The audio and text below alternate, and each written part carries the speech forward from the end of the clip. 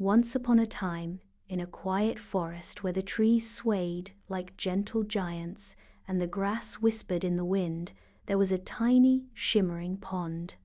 This pond was no ordinary pond. It sparkled at night, as if the stars themselves had fallen into the water. One evening, as the golden sun dipped below the hills, a little firefly named Luma stretched her tiny wings. Luma was smaller than the other fireflies, but she had the brightest glow of them all. She loved to fly over the starry pond, watching her reflection dance on the surface like a tiny lantern floating in the water. Tonight, however, something felt different. The air was cooler, the breeze softer, and the sky had a special kind of twinkle. As Luma hovered over the pond, she noticed something unusual: a single star, brighter than the rest, twinkling just above the tallest oak tree.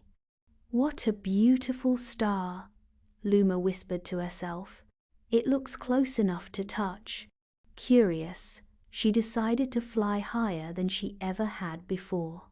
She flitted past the swaying reeds, past the sleepy frogs croaking their evening songs, and past the wise old owl who sat blinking on a low branch. "Where are you off to, little Luma?" hooted the owl. "I want to see that bright star up close," Luma chirped. The owl blinked slowly. "Stars are far, far away, little one. But if you wish to chase it, follow your light and see where it leads you." Excited, Luma fluttered higher and higher, her tiny light glowing against the deep blue sky. She zipped past the tallest oak, her wings humming with excitement.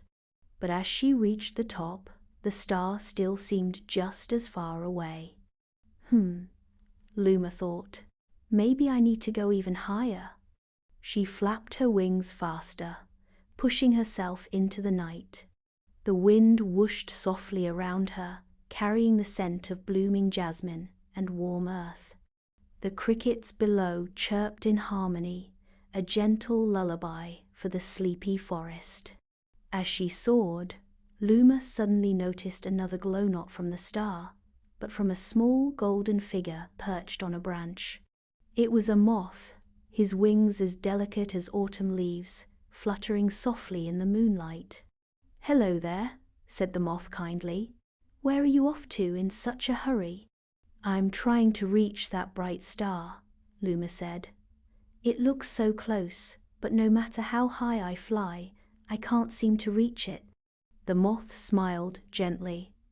"Ah, I once tried to chase the moon," he said with a chuckle. "But some lights are meant to be admired, not caught." Luma tilted her tiny head. "But if I can't reach it, how will I ever know what it really looks like?"